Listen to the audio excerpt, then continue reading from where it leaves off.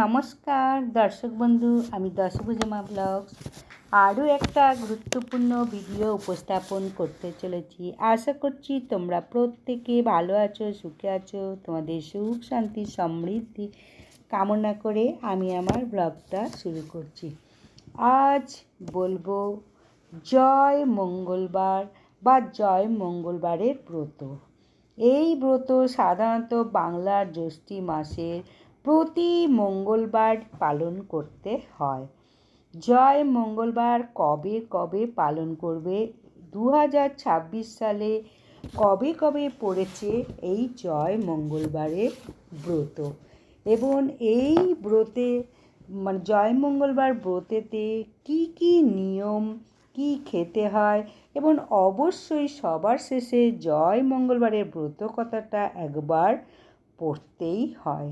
তাহলে প্রথমে আমি বলবো, জ্যৈষ্ঠ মাসের প্রথম মঙ্গলবার থেকে শেষ মঙ্গলবার পর্যন্ত যতগুলো মঙ্গলবার পড়বে প্রত্যেকটা মঙ্গলবারই করার নিয়ম, কিন্তু অনেকে শুধু জ্যৈষ্ঠ মাসের প্রথম মঙ্গলবার বা শেষ মঙ্গলবার এই দুটি মঙ্গলবার করে।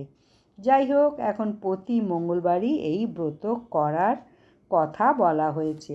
এখন 2026 সালে কবে কবে জয় মঙ্গলবার বা মঙ্গলবারের ব্রত করবে সেটাই এখন তোমাদের বলবো।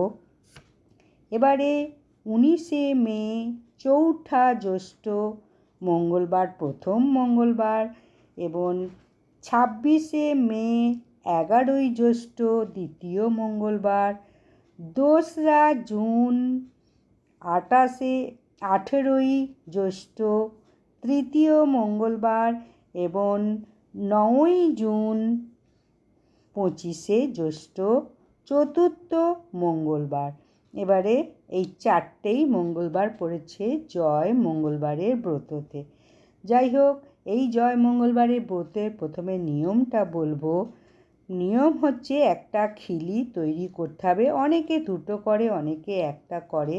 এবার একটা খিলিতে 17টা দূর্বা, 17টা তুলসী পাতা, 17টা জবা, জব থেকে চাল করে যে জবটা বেরোয় সেই জব, এবং 17টা ধান থেকে চাল নিয়ে একটা পানের খিলি করতে হয়, এবং এই খিলি তৈরি করে সিঁদুর লাগিয়ে মন্দিরে গিয়ে পূজা করে নিয়ে আসতে হয়। 5 রকম মরশুমি ফল কুচো করে কেটে, সন্দেশ দিয়ে, দই দিয়ে, কলা তাতে অবশ্যই থাকতে হবে।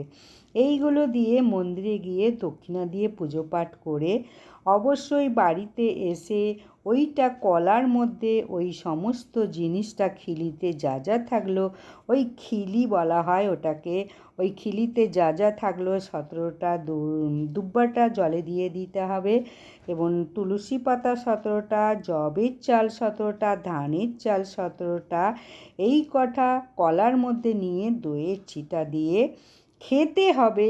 কিন্তু খাওয়ার সময় যেন দাঁতে না লাগে, গিলে খেতে হবে জিনিসটা। দাঁতে লাগলে কিন্তু ঘোর অমঙ্গল হবে। এই হলো জ্যৈষ্ঠ মাসে জয় মঙ্গলবারের ব্রতের নিয়ম। এবার ওই দিনকে কী খাবে? ওই দিনকে তুমি ময়দা, তারপরে মুড়ি চিড়ে ফলার করেও খেতে পারো, শুধু ভাতটা খাবে না।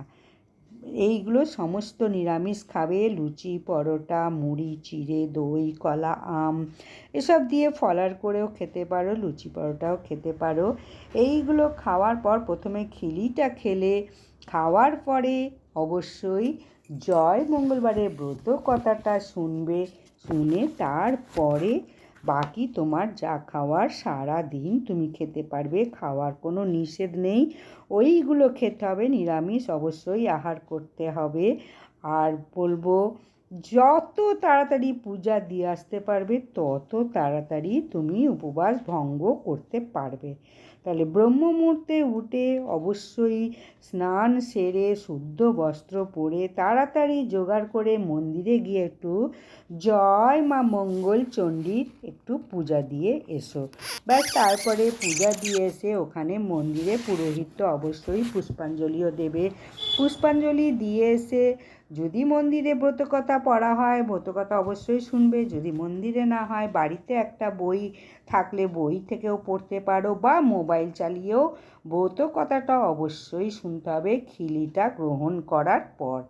তারপরে সারাদিন তুমি যা করবে করবে। এরপরে বলবো আবার পরের মঙ্গলবার এইভাবে একই নিয়ম চলে আসবে। এবার তুমি 2টো করো বা 4টে করো, সেটা তোমার ইচ্ছা। 4টে করাটাই মানে উপযুক্ত, কাম্য, বা 4টে করাটাই শ্রেষ্ঠ বলে মনে করা হয়। এখন আমি জয় মঙ্গলবারের ব্রতকথাটা তোমাদের শ্রবণ করাবো। অবশ্যই মঙ্গলবারের ব্রতকথা শ্রবণ না করলে পূজাপাঠ কিন্তু সমাপ্ত হলো না। এক দেশে এক সদাগর আর এক বেনে বাস করত। সদাগরের 7 ছেলে ছিল আর বেনের 7 মেয়ে ছিল। একদিন মা মঙ্গলচণ্ডী এক বুড়ি বামনির বেশ ধরে বেনের বাড়ি চলতে গেলেন। এমন সময় গিয়ে বললেন, ওমা 2টি ভিক্ষা দাও গো। বেনে বউ তাড়াতাড়ি সিধে সাজিয়ে ভিক্ষে দিতে এলো। বামনি জিজ্ঞেস করলেন, তোমার কয় ছেলে মেয়ে, কয় মেয়ে? তখন বেনে বউ বললে, আমার 7 মেয়ে মা, ছেলে নেই। বামনি বললেন, আমি ছেলে 8 কুঁড়োর মুখ দেখি না আর মেয়ে 8 কুঁড়োর ভিক্ষে নিই না। এই বলে বামনি চলে যাচ্ছিলেন। বেনে বউ কেঁদে পায়ে পড়ে বললে, যাতে ছেলে হয় তার একটা উপায় করো মা। বামনি একটি ফুল দিয়ে বললেন, এই ফুল দিয়ে জল খেলে তোমার ছেলে হবে, তার নাম রেখো জয়দেব। এই বলে বুড়ি চলে গেলেন। তারপর সদাগরের বাড়ি গিয়ে ভিক্ষে চাইলেন। সদাগর বউ সিধে সাজিয়ে ভিক্ষে দিতে এলো। বামনি জিজ্ঞাসা করলেন, কয় ছেলে কয় মেয়ে মা তোমার? সদাগর বউ বললে, 7 ছেলে মা, আমার মেয়ে নেই। বামনি বললেন, ওরে বাবা, আমি মেয়ে 8 কুঁড়োর মুখ দেখি না আর ছেলে 8 কুঁড়োর হাতে ভিক্ষে নিই না। এই বলে বামনি চলে যাচ্ছিলেন।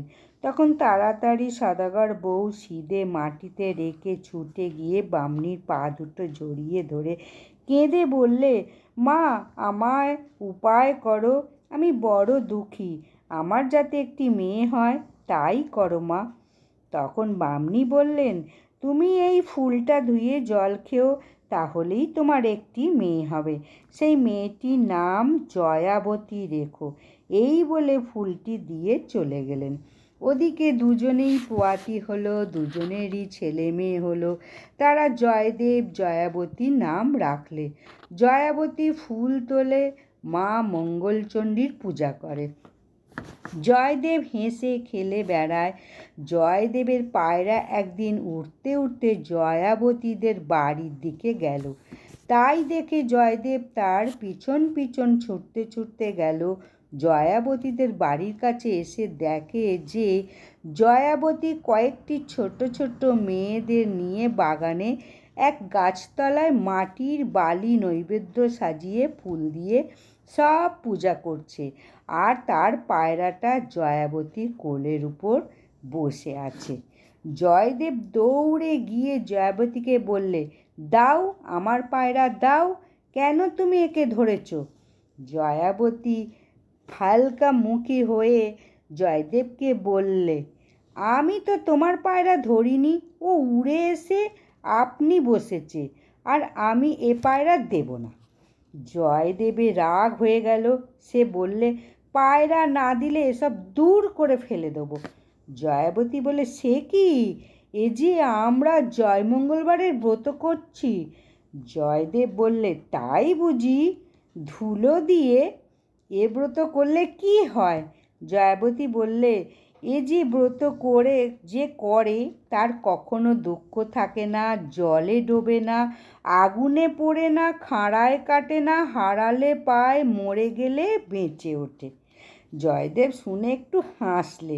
তারপর বললে, আচ্ছা, ব্রতের ফল এরপর বুঝবো, এখন আমার পায়রা দেবে কি না বলো। আর সব মেয়েরা জয়দেবকে ভয় করত। তারা জয়াবতীকে বুঝিয়ে বললে, তখন জয়াবতী পায়রাকে উড়িয়ে দিলে। জয়দেব কটমট করে চাইতে চাইতে বাড়ির দিকে চলে গেল। জয়াবতী তখন এরপর 2-3 বৎসর কেটে গেছে। জয়দেব ও জয়াবতী বড় হয়েছে। একদিন জয়দেব মাকে বললে, মা, আমি জয়াবতীকে বিয়ে করব।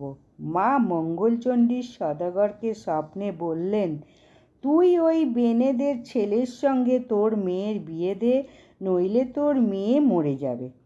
সদাগর ভয়ে ভয়ে জয়দেবের সঙ্গে মেয়ের বিয়ে দিয়ে অনেক ধন দৌলত গয়না জিনিসপত্র দিয়ে মেয়ে পাঠিয়ে দিলে। পথে যেতে যেতে জয়াবতীর মনে পড়ল আজ মঙ্গলবার। অমনি তাড়াতাড়ি মঙ্গলবারের কথা মনে মনে বলে নমস্কার করলে। জয়দেব জিজ্ঞাসা করলে, তুমি বিড়বিড় করে কি বললে?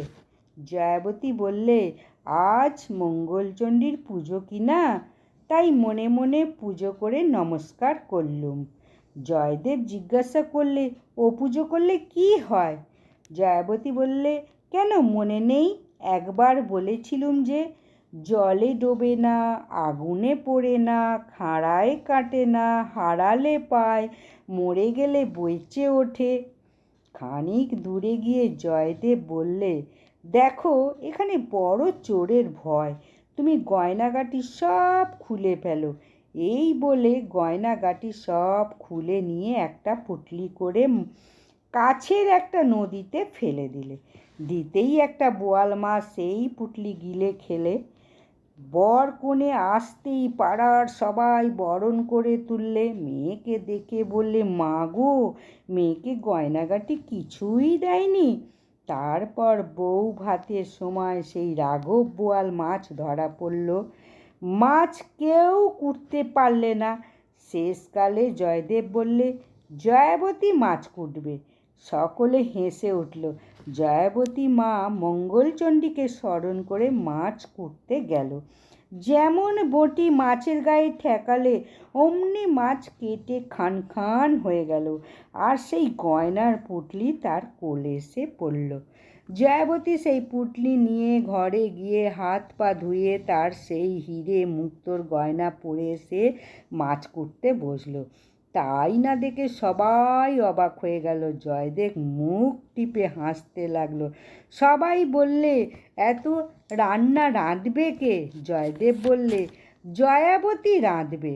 জয়াবতী মা মঙ্গলচণ্ডীর স্মরণ করে রাঁধতে গেল। মা মঙ্গলচণ্ডী এসে সমস্ত রেঁধে দিয়ে গেলেন। সবাই খেয়ে সুখ্যাতি করলে। তারপর জয়দেবের একটি ছেলে হলো। একদিন ছেলেকে শুইয়ে জয়াবতী কাজে গেছে। জয়দেব এসে ছেলেকে নিয়ে গিয়ে কুমিরের পৌনে ফেলে দিয়ে চলে এলো। সেদিন কুমোরদের পৌন কিছুতেই জ্বলে না। শেষকালে মঙ্গলচণ্ডী এসে ছেলে তুলে নিয়ে জয়াবতীকে দিয়ে এলেন। আর একদিন জয়দেব ছেলেকে নিয়ে গিয়ে পুকুরের সিঁড়ির তলায় ঘাড় গুঁজে পুঁতে দিয়ে এলেন। মা মঙ্গলচণ্ডী ছেলেকে বাঁচিয়ে জয়াবতীর কোলে দিয়ে এলেন, আর বলে দিলেন, ছেলেকে সামলে রাখিস।